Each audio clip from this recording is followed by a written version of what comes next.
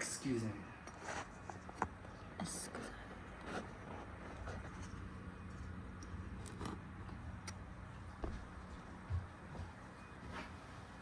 Okay, you ready? Let's do it. Yeah. Tansai kakio, pisimoyapi genetawe tesqueo, equator shalgladu nitigasan, Mikistu, First Nation, Treaty 8, Matsinia. Still learning I'm learning my intro. Learning, yes. I only got my introduction recently. Hi everyone, my spirit name is Standing on a Rainbow. You can call me Rochelle. My name is Rochelle Gladu. I go by Rochelle. This is Okay, so you're like Okay, so Tansei Wabikinu Nitsugasun Kisiko Zotsinia. Hello, my name is White Eagle, or colonially, government name, birth certificate name, my street name, just kidding. My name is Chase Campo, and I am from Kisiku's First Nations, Treaty 4. I am Oja Cree, but I grew up in Muscatcheese, and I don't have any pronouns. Call me whatever you want to call me, just don't call me after 10 p.m. And yeah, so basically, we gotta open this up. Anyways, so we're Two Spirit Voices coming to you from a Muscatcheese Skygun, colonially known as Edmonton, Alberta, Treaty 6, where we're going to be talking about everything and anything from our lived experience, our challenging systemic oppression, social disorder, Indigenous identity, all from a Two-Spirit perspective. And we'll have a new episode every Tuesday, and this is Two-Spirit Two-Spirit Tuesday. Two-Spirit Tuesdays. This is our first time doing a podcast. Mm-hmm. We're really awkward, apparently. I'm It's so weird. You know what? It's really weird when you're talking with a camera on, because like we talk so organically all the time. Like we're fine, even when we're like trying to practice a little bit. Yeah. We're like, and then we're like, save this for the podcast. Let's not talk about it. And it's fine at first, but then having this camera here, I feel I'm not a good actor. And I feel like I'm overthinking it. It's like someone's just watching you, and it's kind of like, I don't know if y'all ever have someone sat in a cuck chair before, but it's like, you just know they're there, and they're just like, they're watching. Yeah, what are you gonna talk about? We're not even live. Could you imagine if we're doing this live? Yeah. This would be so embarrassing. Oh my god, I'm here for it. Okay. So we're starting this podcast. I was gonna start this podcast by myself. I was gonna do, like, I had this idea a couple years ago for a project at school, and I wanted to do it, but then I just like went through this big burnout, and so I didn't end up being able to do it. And then recently, I just like realized I'm in a good place. I have all this energy, and I wanted to revisit this idea again because there's a lot to talk about. I feel like there's just like a lot of knowledge in my brain and this noggin. And one of the teachings I've always held close to me that I've heard from so many people is that when you have knowledge, it's not meant for you to keep. It's meant for you to share that knowledge. And so like I have this knowledge, this experience, these things that I've learned over the years, whether in school or, you know, teachings from other people. And it doesn't feel right keeping it in my head. And so I wanted to have this like, this space where I could share it. I wanted to have this, you know, this like outlet. And one of my first episodes, I was like, I'm gonna interview Chase, because like we just like talk all the time, and I felt like it would be just like a really good first like interview or whatever. But then I was like, why don't we just do this podcast together all the time, just us? Because why not? So I was really glad when you said, sure, let's try this thing out. So we're gonna give it a shot. We were just gonna do audio at first, but like I feel like it's more personal if we do like this thing. Yeah, you all get to see like all of us up close and personal. And I hate that. And I don't want to be perceived. I don't want to be looked at. I don't want to be seen. But here we are. You're right. I'm so glad your legs are. My legs are shut. My skirt is closed. There's no moose knuckle coming at you. But like, okay, so that was like earlier. We were having a discussion and we're having a check-in. So I was just like trying so hard. An intimate conversation at work, doing this like meaningful check-in. I don't know. I like to go cross-legged. I like to sit with my legs apart. They were giving Basic Instinct. If you know, you know. to. Do But you know what? You know what? At least it was in a room full of gay people. True. You and Rob, the gayest people. I feel safe.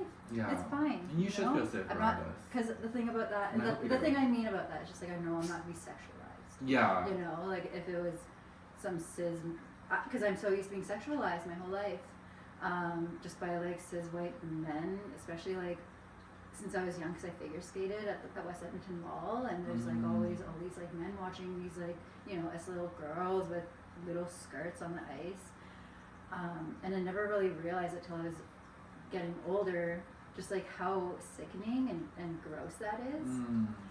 And maybe this is like a good transition into like what we're going to be talking about today. Yeah.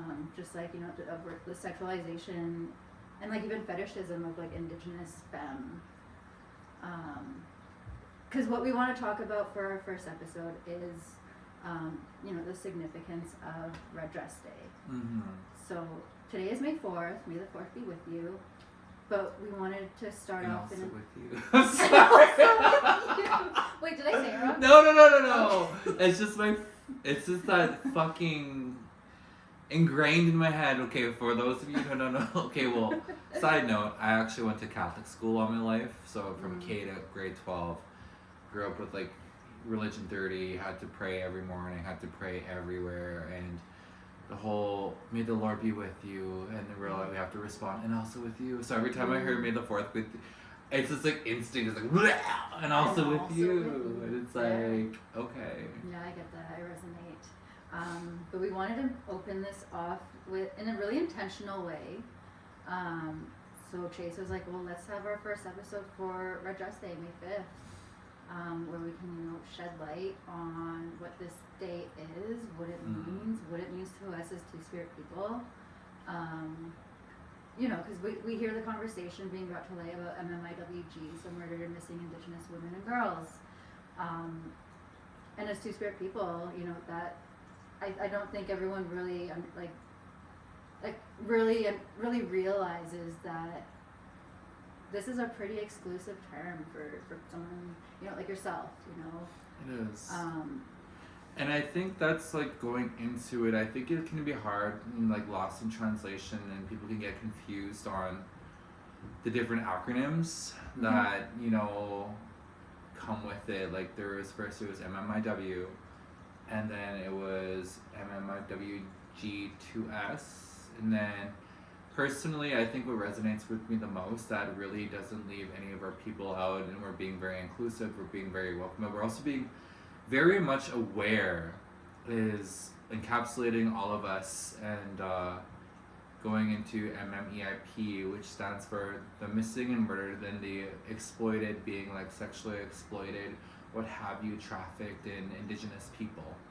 So, and that covers our women, that covers our men, that covers our Two-Spirit and everything in between. And I think it's very intentional that I myself personally resonate with it. I'm not too sure how other people feel. Maybe this, and I'd imagine to any of the listeners, or the viewers I should say, that if you are here with us, it can be hard talking about these things. It can be triggering, and in no way, shape, or form, I just want to release this disclaimer that in no way, shape, or form were we discrediting your experiences or experiences of a loved one or relative or best or a love, what have you, that closeness, whether it be a cis woman, whether it be a Two-Spirit, whether it be trans, whether it be a man. I feel like all these experiences are real, because at the end of the day, you know, we're in this together as Nahiawak, Indigenous people, wherever we come from on Turtle Island, to band together and stand in solidarity to not only hold the justice system accountable, but also to do better in advocacy and standing together, whether it be through protesting or what have you, doing these walks, and really start banging on the doors that more needs to be done within our communities to protect our people, to prevent these things from happening, because it is a very heartbreaking topic. And I'm not too sure have you ever, during this time, has this ever impacted you in any way personally in your life? Do you know anybody personally who is? Like MMI? Yes. Yeah, you know, I mean, it impacts me. Like, it impacts me personally in a way that, like, it causes a lot of fear, a lot of anxiety. Like, for myself as a two-spirit mom, I mean, even myself as a femme person, you know, like, it's not something that I really considered most of my life until I had a kid, especially a two-spirit kid, especially, like, a very femme two-spirit child who is young. Like, both of us fit this statistic of people who are more likely to go missing and be murdered. And before having my child, like, I didn't really care so much when it was just me, because I didn't have this, like, child, you know. It just, like, it really amplified it for me. It made me realize, like, this is a real issue. This is something that, like, can impact us personally. And I'm scared. Like, I'm scared all the time. You know, like, I'm scared when they're not in my sight. I'm scared when they're not with me, because anything can happen. Like, the world is so scary. But for both of us, like, I know the statistics usually say, like, youth or something, like, are more likely. It's, like, under a certain age. But I don't look very old. You know, like, I don't, like, I fit the categories that they have. It's not just, like, youth, though, that are more likely to be harmed. Although I feel like there's a big focus more on that sometimes. Like, what was it? Because I read once that it was usually, like, it's, like, females under 30, I think it said. Okay. I do have, like, distant relatives who have gone missing, who have been murdered. I think I'm, like, somehow related to, oh shoot, I can't remember her name, but it was, like, a pretty big case a few years ago. Cindy Gladue. Oh, I remember hearing about it. Yeah, so I'm pretty sure that's who it was. But, and, like, you know, and even with people that I know personally who are Indigenous, like, everyone has someone in their family. Whether they know them or not, whether it's, like, distant or like someone close, but everyone has somebody. Absolutely. And so it's like it is a collective thing that we experience. It's something that impacts all of us, whether we're just, like, part of a set that we're more likely to be harmed, or whether like we have that experience within our families or, like, our relatives. Yeah, and I think that's, like, the biggest way that it does impact me is just that, like, I have this big fear all the time that, you know, my kid could be harmed, and, like, we're more likely to be, and it's always in the back of my mind, like, and I'm always it's always in the back of my mind. I do things to try and keep us as safe as possible, like, even little things like going to Domo for gas, you know, where they do gas for you, because then I don't have to get out of my car, I don't have to have my back turned, and I'm paranoid. Sometimes I think maybe I'm just, like, overthinking things and I'm too paranoid, but then I look at the statistics, right, like, you know, like, Indigenous women are 4 times more likely to be victims of violence than non-Indigenous women. And that's wild to hear when you put that in perspective. Like, I have statistics in front of us. I have some numbers here that I felt like were important to share. Like, for this one, it's Indigenous women are more likely to experience physical and sexual assault than non-Indigenous women. 56% of Indigenous women have suffered physical assault, and 46% have experienced sexual assault. And then by comparison, about 1/3 of non-Indigenous women have suffered these assaults in their lifetime. And that alone is, like, such a staggering amount. Considering that, fun fact, to Indigenous folks, First Nations specifically, in the total of Canada, or so-called Canada, I should say, we only represent, like, what, 2% of the population or something? We represent, so Indigenous people in Canada represent, like, it's under 5%. It's very, very low. 4.3%. Yeah.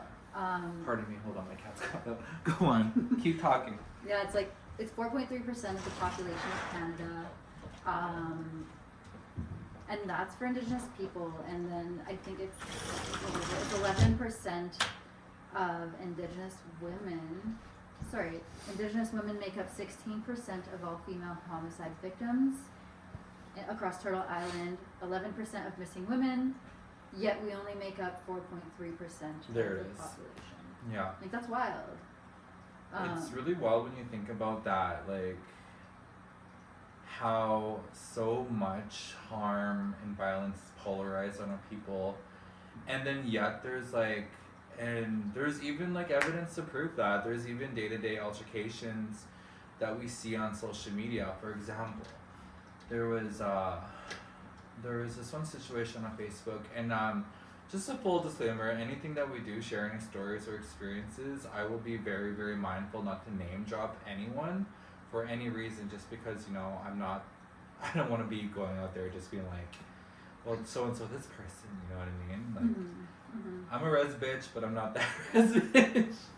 So, anyways, yeah, there was this woman with her kids, and this is a good example. She had gotten into a cab, and she had left. I think it was like a 6-minute commute. This happened in Saskatoon, and when she had got dropped off with her kids, this man was helping her with her suitcases and everything, what have you. And there was a ping notification that she had received on her phone saying that one of those like air tags or some type of tracker tags. Oh, yeah. There was it detected it.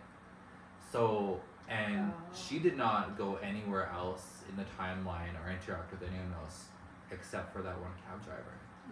And so immediately she reported it and like got rid of those suitcases, and I'm not too sure where she's at now or what happened, but they didn't she was having a hard time finding that thing. Wow. And Yeah, that's scary. Yeah. It's scary, and these things happen all the time. Like, and I'm always scared of taking taxis or just like being anywhere, because we hear about these situations that happen. Like even with Uber and stuff, there's so much harm caused. And I mean, we're talking about Indigenous people. I mean, I know harm happens to everyone, like non-Indigenous people, people of color. But just given like the day, it's Red Dress Day. It's this like we're really focusing on Indigenous people. But there's that new group, or there was someone who's starting like their own Indigenous kind of led, driving service. I don't know what to call it. She drives? Is that what it is? Yeah, she drives. And it's like Indigenous people. Listen to this, okay. Do you want to talk about it, or do you want me to share about it? You share about it. You seem so excited. Okay. So basically, what this woman is doing here in Edmonton, and I think that so many other people could follow suit to this, and it's so beautiful. So she actually offers commute services out of her own vehicle, and she got registered and licensed to help with assisting specifically Indigenous women, young and old, and also she includes Two-Spirit for basically helping them get to point A to point B, assisting them with any type of medical, groceries, what have you, and even providing assistance for our elderly. And I think that's a very beautiful thing, because it's very like pay what you can focus, but of course there's a cost to everything. I mean, like, look at the economy we live in. Gas is not cheap. I mean, nothing's cheap these days, let's be real here. But she seems like a very wonderful person, and her business is thriving from what I've heard. But this is another example of community coming together, taking initiative and taking action of something to prevent any type of other possible scenarios, or create or forbid like any abductions or trafficking instances. Yeah. Because I hate to say it, I hate to agree with that, but a lot of these scenarios do happen from like Ubers or cab drivers, and I'm not trying to attack a demographic here, do not get me wrong. I do understand that, we have a very dense population. It's just good to be mindful about basically who you interact with or choose to get services from the community, and it's like that hypervigilance is really real. I'm like that too when it comes to even just like walking out in public, like even like in the middle of the dark, or like in nighttime, like if I want to go for a walk by myself or what have you. And oh, sorry baby. This Lion King.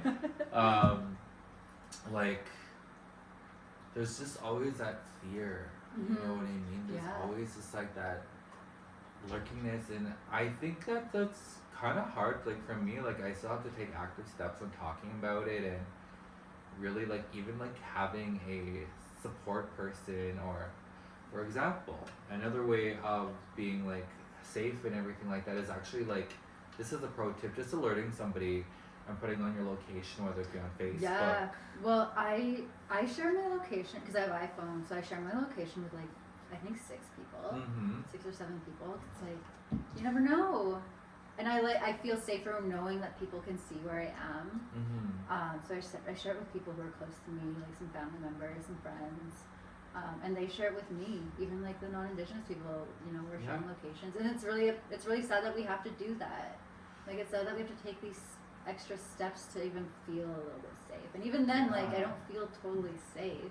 It's just like a measure, one of those measures to, like, you know, just in case something happens or we can't be found.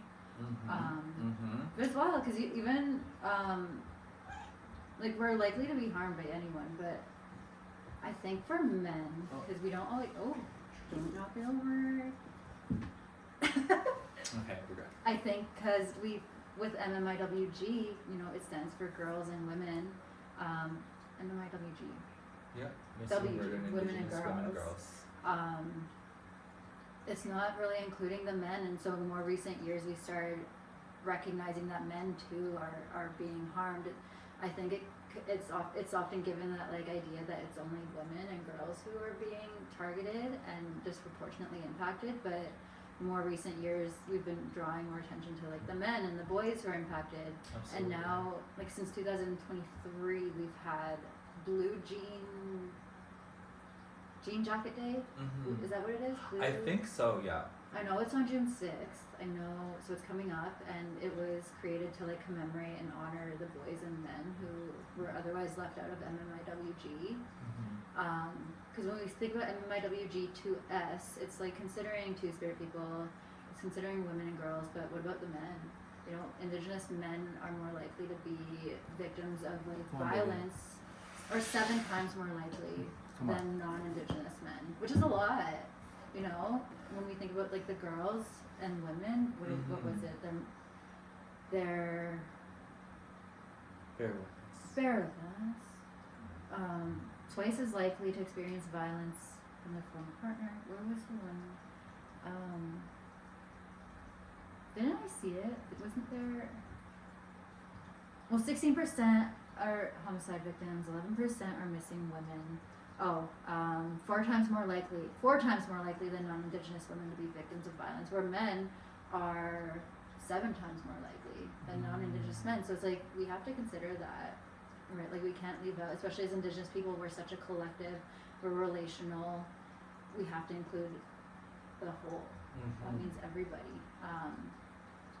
Like, what does it mean to you? Like, have you, as a Two-Spirit person, felt impacted or, like, you know? Yeah, I can actually share a very vulnerable experience about this whole situation. And since we're talking about MMEIP,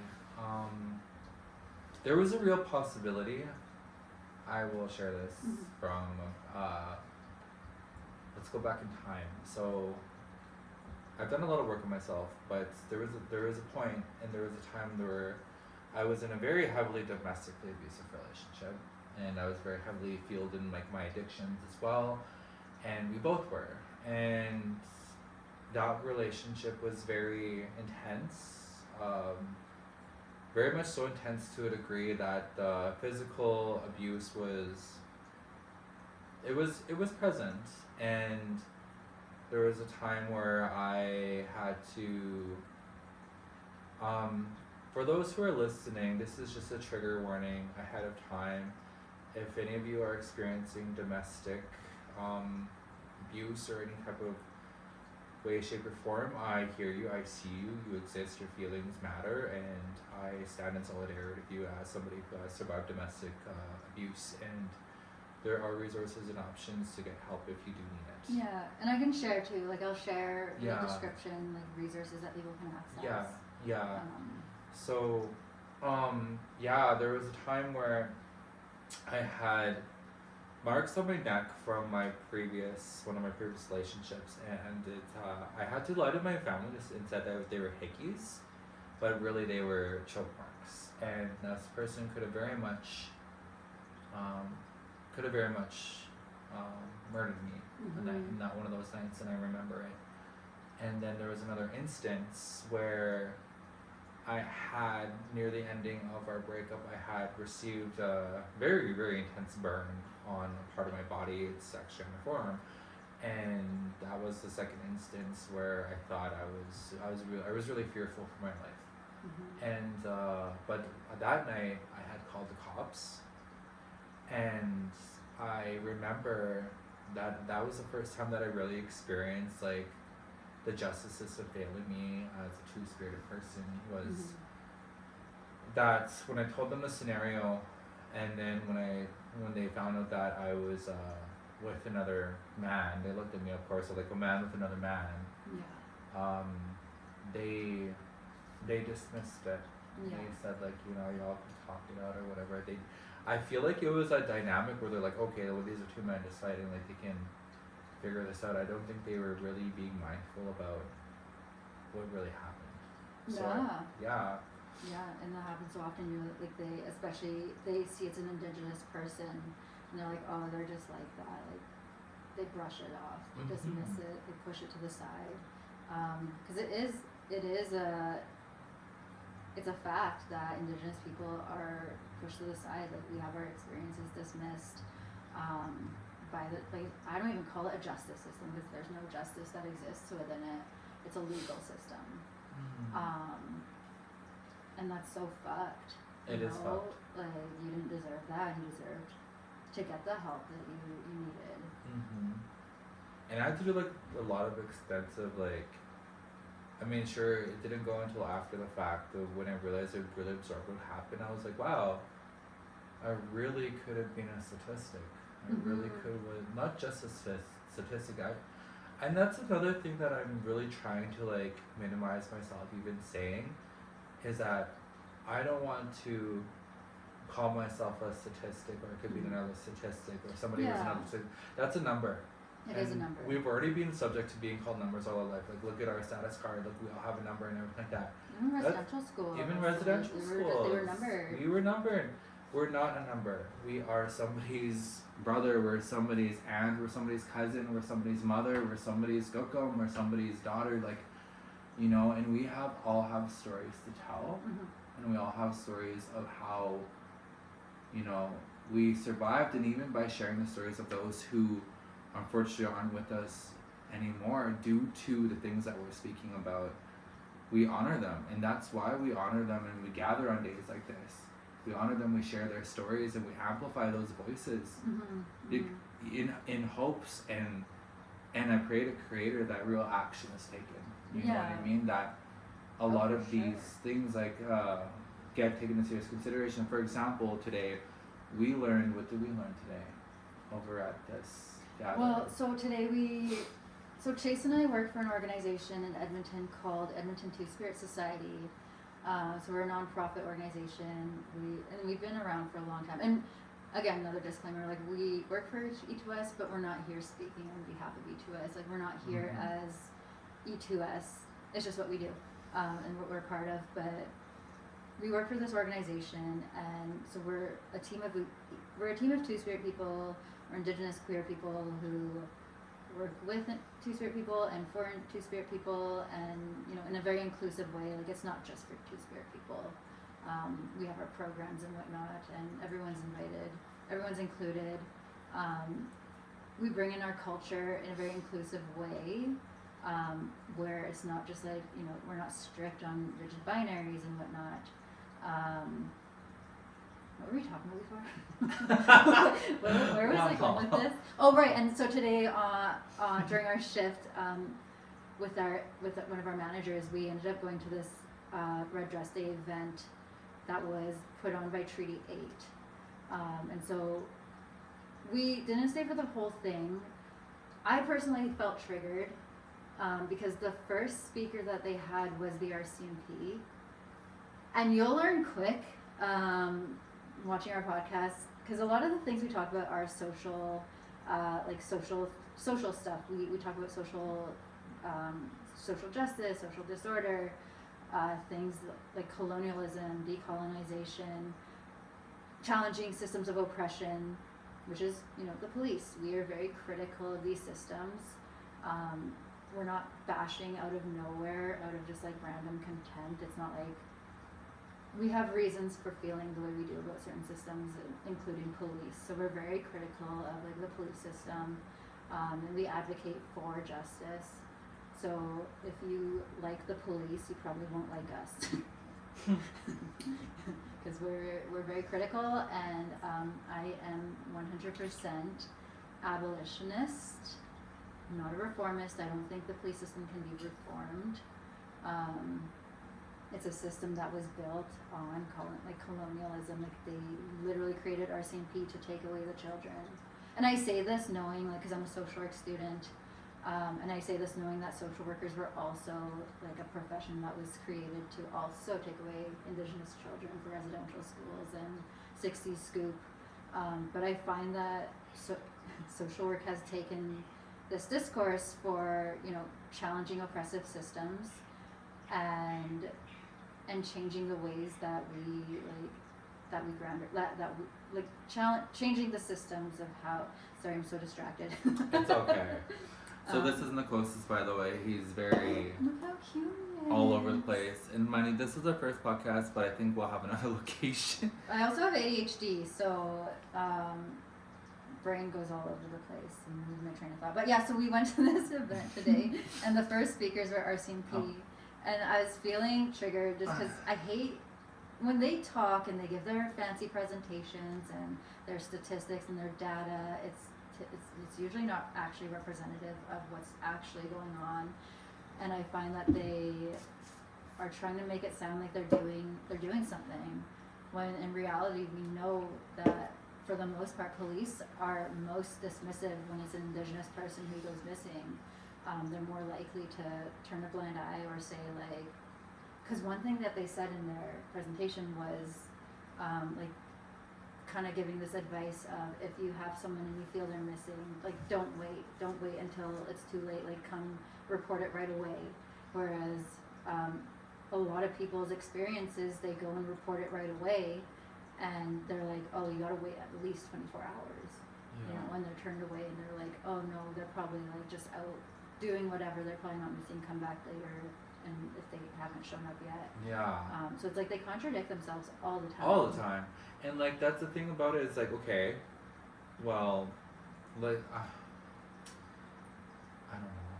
I just feel like even from previous experiences with our people going missing, how long it takes for them to collect any evidence or supporting information or anything left out, when community already knows, when community is already faster at obtaining things than the RCMP, and yet at the same time when it is reported at like around, you know, we're crying out here, we're telling you the facts, we have assumptions, we have these like,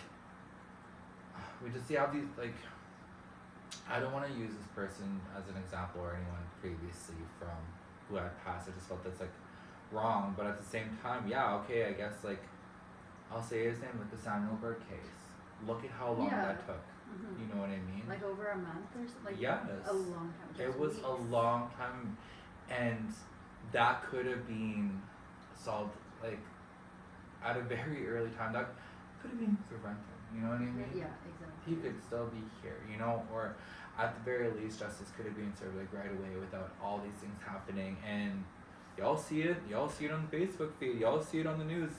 Maybe not so much on the news, but you know, community who knows somebody who was like a part of this. This is a national thing. And that's the thing too, is like, you should see it on the news. Exactly. You know, but it's so underreported. Like, our people are genuinely just pushed to the side. Like, we're not taken seriously.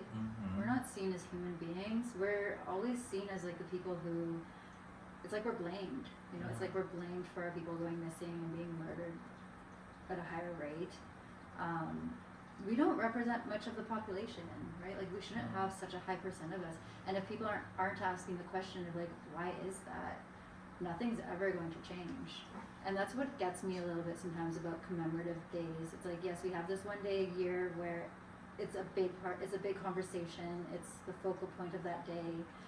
But a lot of people will, you know, be part of the conversation that day. And I find a lot of people, if it's not personally impacting them or their community, they forget about it the rest of the year. It's like, well, what are you doing aside from, you know, recognizing this day, wearing your red shirt or your red whatever you wear.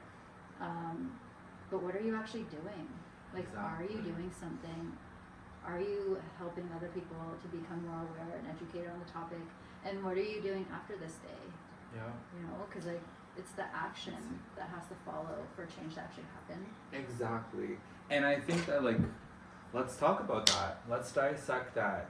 Mm-hmm. What do you think is what are the action items behind the significance of this day, and how can people who are viewing or listening, such as allies alike, or people who are even in, if this reaches like a government level or like a municipality or what have you, what can they do?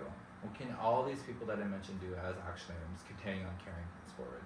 I find, honestly, and that's such a loaded question. That is, I know. So when we look at the national report of MMIWG, I think they'd use MMIWG in the report. But when we look at like that report, I think there's like two parts of it now. There's like one A and B. Yeah. But they have 231 calls to justice.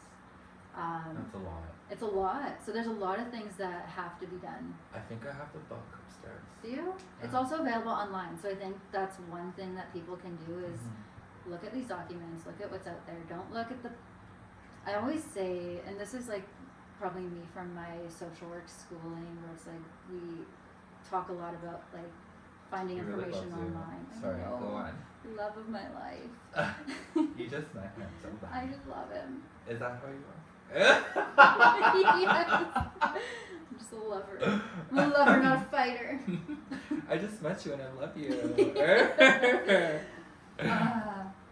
But go on. Yes. But yeah, so it's like we have one thing we can do is like we can look. Oh yeah, sorry. Part of my like social work brain, like student brain, is when we look at information online, like we have to think about Go on. where did this information come from? Like who does it benefit? Who put this information out there? Is the information evidence based? Like is there? You gotta look at the references and see, you know, does this align with like certain values or is it a narrative that's benefiting something else? So I always say like don't go to websites, put up like EPS website, Edmonton Police, don't go to RCMP websites that try to educate on these kinds of days, because they're not even helping us. There's nothing to learn from them. There's like you can go to AFN, what is this? Like the place that I got the stats from is Assembly of First Nations. Yeah, and they have a lot of information, and they also link the information to the calls of justice. But there's a whole website for MMIP, and again MMIWG. And I'll post this. I'll put this information like in our description, so you can check out some of the resources out there. But familiarizing yourself with these is one step, especially for allies, for non-Indigenous people, because we rely on allies for so many things. You know, people who have that systemic privilege that we don't have. Because unfortunately, that's a thing. Like I just use the word white people. If you're offended by that, again, you might not like us, but like white people, they are more likely to be seen by political powers and the police. You know, like how fast do the police respond when it's a white person that goes missing? I'm kind of curious about that. Like, I feel like we've always like researched history and like the stats on our people, but how long does it take? Like, true. I'm kind of curious now. Can somebody like call 911 and say they're like in distress, and tell us how long it gets there? Because I genuinely want to know. No, but like, even in regards to like somebody going missing, it's always across like splattered across the headlines or some type of like news outlet about a non-Indigenous person going missing or murdered, and it's like, I just really pray that we have enough amplification and consistent, mind you, ongoing support and coverage, just as much as anybody else. And that's something that's like, it's all about equality at the end of the day. Like, equality. And can I challenge that? Not challenge it, but I would say I don't use the word equality because I don't believe in equal. I think equity. Equity, because I saw this picture once and it was like equality. Oh shit, what was it like? There's like 3 different heighted people, and they're each given 1 box to stand on to see over this fence. But like the person who is like the shortest still can't see because they're given the same size. So it's like equity, giving the people what they need. So that, does that make sense? That's probably the worst explanation. No, that was deep. Actually, that's really deep. I'm just like, oh my god, that just blew my mind whole. Because not everyone needs something equal to the next person, right? Like someone might need these things to get like the quality of like life or whatever. Does that make sense? Do you know what I mean? I know exactly what you mean. Do you know what I mean? Like, say for example, like what you said, each person has a different height, and they're trying to look over a fence. If we all give them the same size of box, they're not going to have all the same view.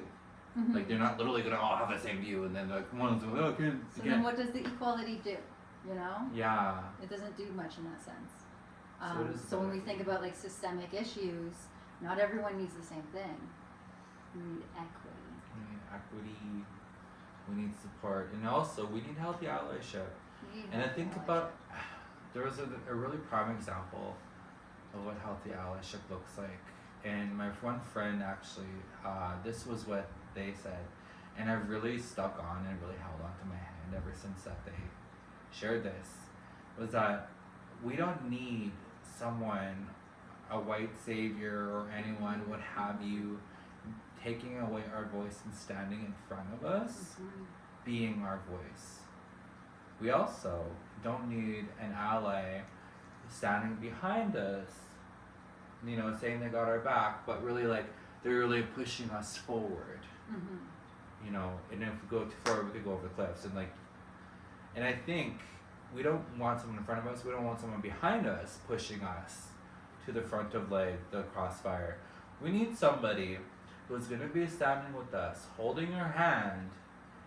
And again, this is also about equity, as we said too. Holding our hand and giving us the support we need, but also not being afraid to get the stones thrown at them. Yeah. For speaking what's right and taking action. That's such a good way to put it. That's what healthy solidarity is. See, like, anyone can like put on the red shirt, anyone can make the pins, anyone can, for those who haven't experienced it directly, anyone can sympathize with that, right? But again, that sympathization, we need something, and we need action from those with depth who actually want to learn and understand. Yeah. But who are also in community with us. Exactly. Yeah, I like that, being with. Yes, being with us. Not speaking for us, because we have our voices, Yes, it's just that we're so silenced. Yeah. And systemically too, like systematically we're silenced, we're alienated, we're just like everything about us is diminished. And that's a big sorry.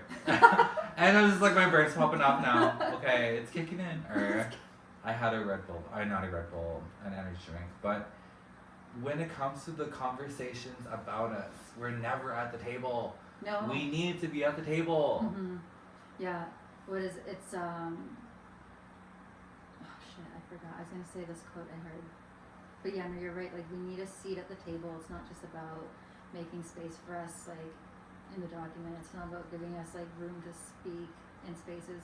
It's not about consulting, like, so much consultation happens with, elders and stuff, and then consultations happen with Indigenous communities, but we don't need consulting. Like, we've done all the consultations. We need a seat at the table. Yes. Like, we need space, and then we need that autonomy, and don't just consult with us, like, include us. Absolutely. Give us pieces that we can do ourselves as Indigenous people, because we know what our people need. Like, we don't need people to save us. Like you said, the white saviorism is such an issue. Yeah. We don't need to be saved. We need to, like, be able to be given the resources to help our own people, because that's how we're going to collectively heal. Yeah. But everything's systematic. Like, everything is from the system, the systemic violence, the colonialism. Like, everything is still happening. Colonialism hasn't died. It's still ongoing. It's called neo-colonialism. It's all, like, within the policies, and I always say, like, I don't know, you probably hear people say it's a broken system, right? And I always say that it's not a broken system. It's a deliberately designed system, right? Like, this is deliberate. They created these systems with the deliberate intention to erase indigeneity. Mm. And in my mind, when you say that something is broken, that gives the implication that, well, if they had a solution, then they would fix it. But when we think about the system, like, don't drop it. Won't drop that. Just kidding. But when we think about the system, and like, there's so many calls for reforming the system. There's so many calls to abolish and recreate systems. There are solutions, and they choose not to implement the solution. So how can we say it's broken? You know, when it's deliberately kept this way. And so I always have this like pet peeve when people say it's a broken system. I'm like, it's not broken. Like, it's working as designed. What does Pink say again? On that one song, Pink? Just Give Me a Reason. She's like, just a second, we're not broken, just bent, and we can learn to love again. That's what I think. How profound. I'm such a noodle. Like I'm just real cooked. It's been a long day. It has. It's been a long work day. But on that note, I think we covered a lot. What do you think? I think so. I think this is, and I hope that, you know, if anything, I hope that we can shed even just a little insight, make some of this like a little personal, and you know, coming from two Two-Spirit people and how this impacts our lives. Because I mean, we're such fluid people. We're not like, as a non-binary person who's femme, I don't like to just fit myself into this female category. Yeah. You know, and I don't want to have to do that. But then, you know, as yourself too, it's like, you should fit into this too as a Two-Spirit person, right? Like, this includes you. Absolutely. And that's the thing that we all have to, like, we've got to realize, and that for myself, like, this divisiveness that we're experiencing so much today, it's like, you know what, at the end of the day, we're all human, and we all bleed red.